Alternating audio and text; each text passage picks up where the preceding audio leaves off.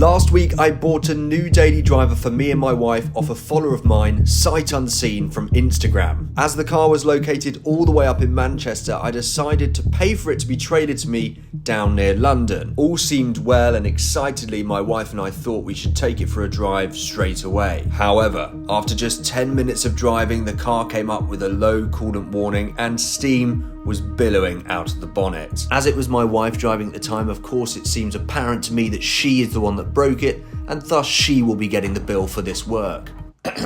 I did what any impatient petrolhead would do and immediately started to take things apart in the engine bay, but ultimately worked out that it was probably the inlet water connector causing the major coolant leak. Therefore, I managed to source another part and replace it, putting everything back together and bleeding the coolant system. A follower of mine by the name of Jack actually came all the way to my house to help me with this process, and we took the car for an extended test drive. Regardless of it all appearing to go well, it seems that this has not fixed the Jaguar. I now need to get expert help to fix this car, and I'm very worried that it's going to be really, really expensive.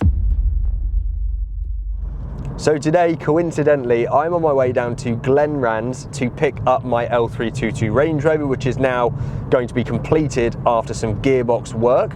You can see that on the channel as well. And so I asked them if they would kindly have a look at this XF for me to see, well, if they could spot anything else obvious, but essentially just to get it fixed. I want this to be a car that is reliable for both me and my wife, that we can depend on and enjoy for many, many miles. So I just need to get the professionals to do it, don't I? So join me on this half an hour drive or so down to Glenrans. I've got 5 litres of water in a petrol canister behind me in case I get a low coolant warning. I think the car will be able to make this journey. It seems to be able to hold coolant for a fair while now, but it is still losing it. And so you can get down to Glenrans, see what they say and see how much it costs to finally fix what was meant to be quite an affordable daily driver.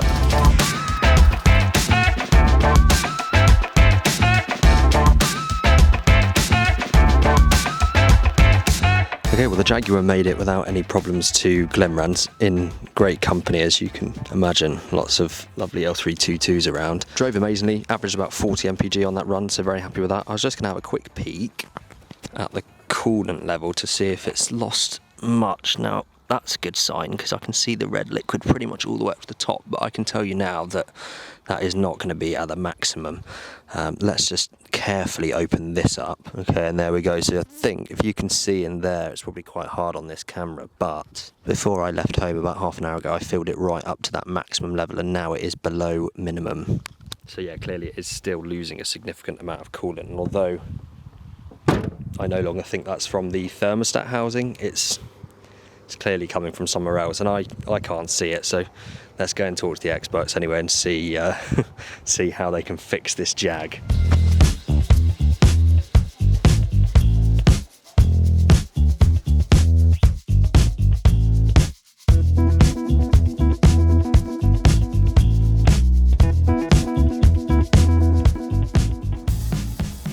Okay guys, well, good news.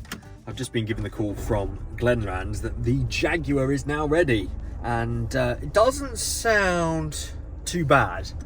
That we're going to go down, speak to Ross, find out exactly what has gone on, what my thermostat inlet repair was all about, if it actually helped or not, and well, see what the bill is, because I'd like it to be quite small, given that this was a car bought on a budget that was meant to be, you know, reliable. But you know, these are the things that happen when you buy older luxurious cars on the cheap and expect good things. Anyway, it means I'll be giving the Freelander 2 back, which is a shame actually. I've been really enjoying this thing. It's completely surprised me, and I filmed a video review on it, so if you want to check that out, click in the top right hand side of the screen now. Anyway, let's jump in this, drive down to Glenrans, pick up the Jag, finally. Right, so I'm very excited. The Jaguar XF is indeed done. I've just had a quick catch up with Ross, but he's now going to get on camera and explain to you exactly what's happened, because it seems like I did fix it, but then I sort of broke it at the same time. So I'll tell you why. Hi everyone, Ross again from Glenrans. We've got Joel's lovely 2010 Indigo Blue XF with us. Joel was concerned about a coolant leak, which he actually rightly diagnosed as being the thermostat housing. If you can have a look here, well, our best summation at this point, because we weren't able to run it under pressure, is that the housing has started to separate. So he drove the car for 5 minutes, parked it off, and had a load of steam and coolant pouring out the V. He very cleverly changed the thermostat housing on his own. Not a quick, easy job. Road tested it and then realized it was still losing coolant really badly. And I think he was concerned there may have been something wrong with the new thermostat housing he fitted. In fairness, it was tricky because when we looked at it, it was actually leaking in the identical place. And because of which the way in which the water was squirting, it was wetting the thermostat housing and just pouring down the back of the V. Anyhow, it turned out to be something quite simple. We spent a little bit of time looking at it. Well, we worked out that Joel had replaced the original constant pressure clamp with a Jubilee clamp, which actually is fine under normal applications, but this is obviously a turbocharged engine and a modern engine, so it's subject to loads of thermal contraction and expansion. So this squeezed the pipe and was allowing water to escape from the top, and it was squirting straight forward onto the body of the thermostat housing. So all we did was we got rid of that and we replaced the lower pipes clamp and the upper pipes clamp with one of these. Looks like a really basic thing, and a lot of people don't like them, but it's actually a brilliant piece of kit because it's able to keep constant tension on something essential like a coolant pipe. We replaced the clamps on the lower and upper hose. We filled it with coolant. We pressure tested it. It seemed good. We cleaned it down and we took it for a solid 25-mile road test, and it was spot on. Drove really, really well. So I think we're happy to call that one solved for the time being. Whilst Joel was at it, he also accidentally broke the vacuum hose that comes off the throttle body housing here. Now, in fairness to Joel, these things are incredibly brittle and they're made out of this very, very hard plastic that also over time with loads of heating and cooling, it turns to like vapor just about. Anyway, Land Rover or JLR only supply the complete pipe which runs alongside the engine, and it's actually pretty difficult to replace, and it's expensive. So what we did is we had a car that's on its way to scrap, so we nicked the pipe off that, and I think we could view it as an upgrade essentially because it's a much harder wearing rubber.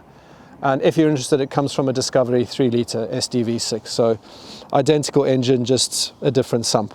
So let's hope that'll continue to be reliable for him in the long term, and he won't have to think about these pipes that disintegrate when you look at them the wrong way.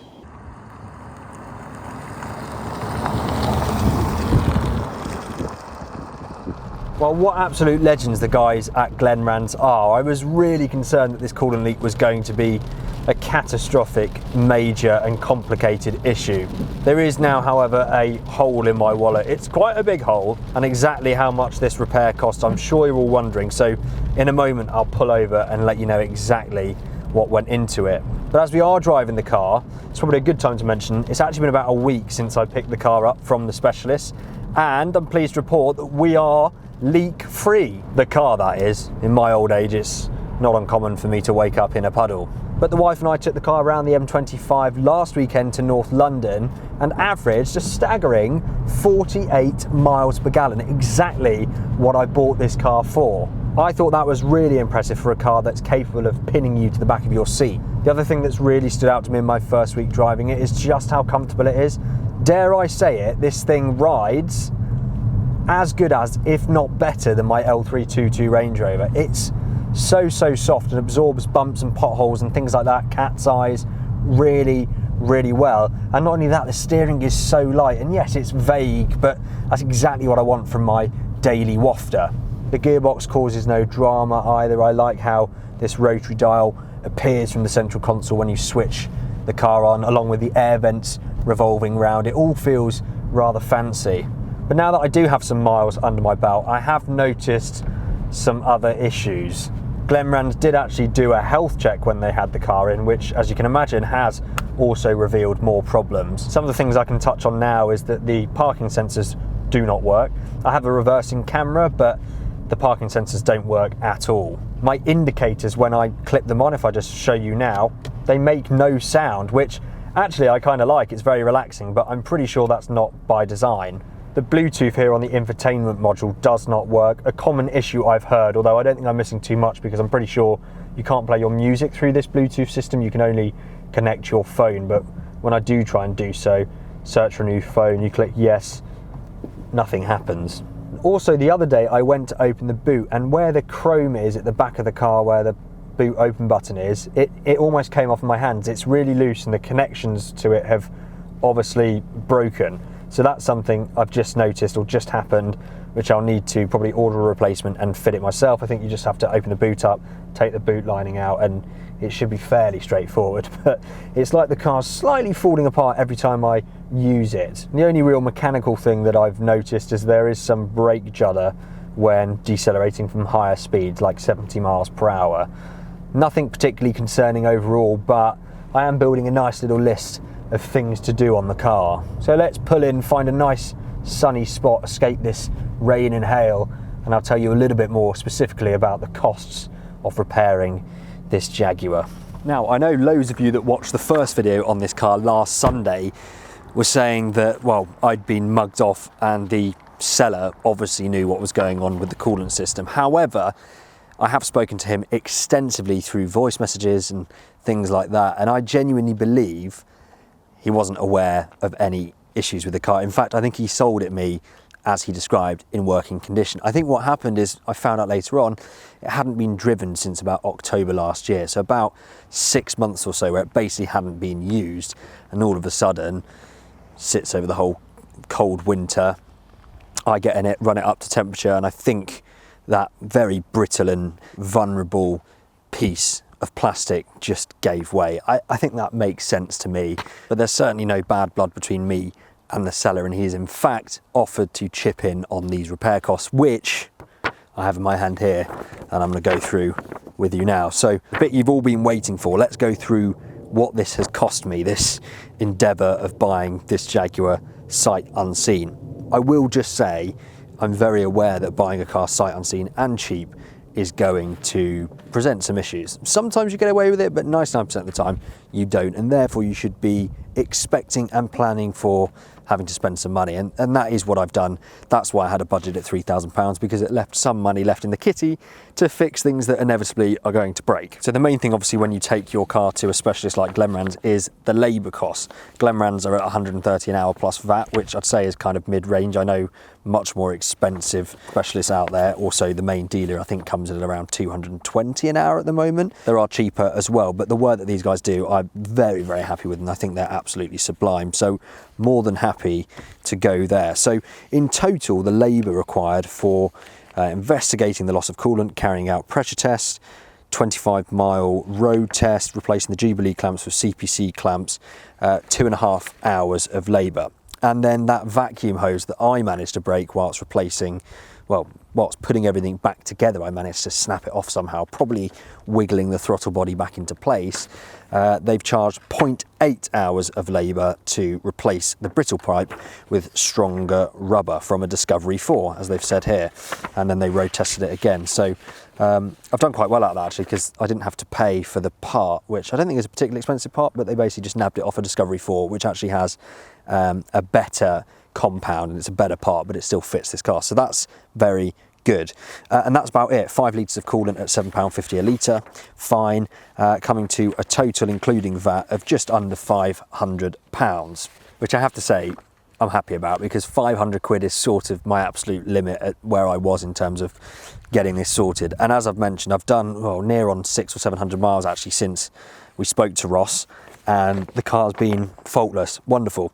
They also, as part of the Glenrand service, it is on here but it's free, gave it a clean. So when I collected it, it was really, really beautiful. Still looks pretty good now after 600 miles of driving, but it was the first time I'd actually seen it all cleaned up, because they cleaned it for me whilst they had it. So very happy with Glenrand's as always. And they also took it upon themselves to do a vehicle health check, which has revealed a couple of other things that I'm going to need to think about. So the main point is on the brakes. Now that's funny, because I did notice a little bit of brake judder from higher speeds. They also picked up on that when they extensively road tested the car, and on inspection they have found that the front brake discs are warped. So there's some slight judder coming under braking, especially at higher speeds.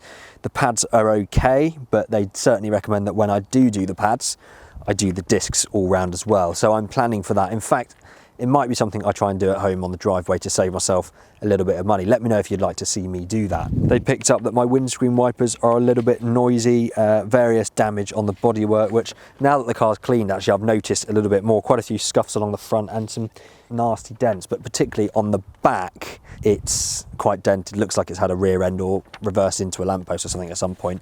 Doesn't really bother me, but maybe I could change the bumper. I'm not too sure. Then they noted that the cat heat shield around the exhaust is damaged. I think Ross mentioned that they did some sort of repair to that anyway, free of charge, which is great. And they noted that the steering wheel is slightly off centre, which it is, probably about 5 degrees off when you're cruising along. It is on budget tyres, which they also picked up on, and I was aware of when I bought the car. The tread on them is very good. They're actually not that old. Can't see the date right now, but they're not that old. They don't need replacing. That's it, 2022, 3 years old, not quite.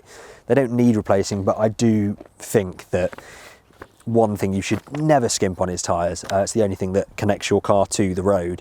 And so I will look into getting some tyres for this, some Michelin's, or I don't know what the right brand is for these. If you have a Jaguar XF and you can recommend the best tyres for sound levels and fuel efficiency are the main two that I'm interested in, do comment below. But tyres is definitely the first thing I'm going to be doing, if anything, with this car. And that's more or less it. They've even picked up on the indicator thing. Actually, I didn't realise this. I'd noticed that there was no audible indicator noise.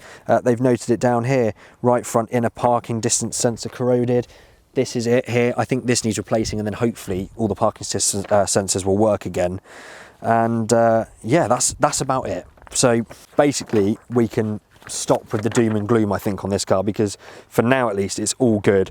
And the only things that really need doing, yeah, okay, apart from the parking sensors, the indicator noise and the damage, we're just talking about brakes and tyres and an alignment. So wear and tear items really. So I love this thing. And doesn't it just look resplendent in this sunlight? The blue paint on this, I think Ross said it was indigo blue, has this really lovely sort of turquoise fleck in it, where in the direct sunlight like now, sort of look at the flat part of the car, it's dark blue, but here it's light blue. It's lovely. I'm absolutely in love with this thing. I was just driving it here now and just thinking, it's a bit nice really. It's too nice for me. Sometimes I get new press cars delivered and I really enjoy doing my daily duty in them, because one, you're putting miles on someone else's car and it's brand new and it just feels easy. But it is the same with this. I can't believe this was only £2,500 or about £3,500 now really, with all the money that's got into it. But even still, what a car for that money, hey?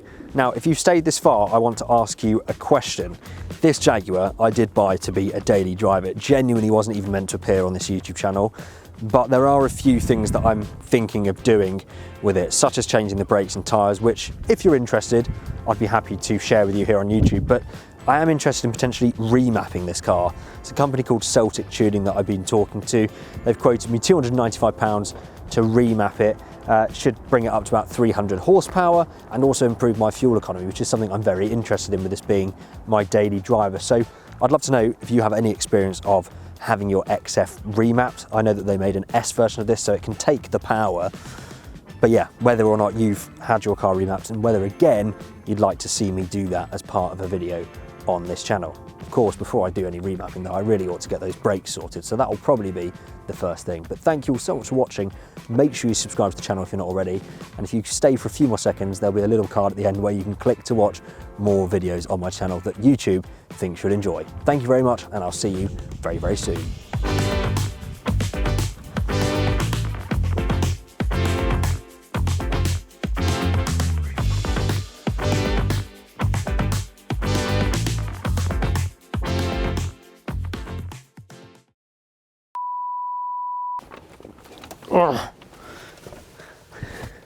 This is the bit that you don't see normally on YouTube.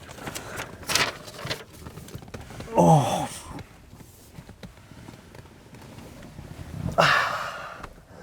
Oh yeah.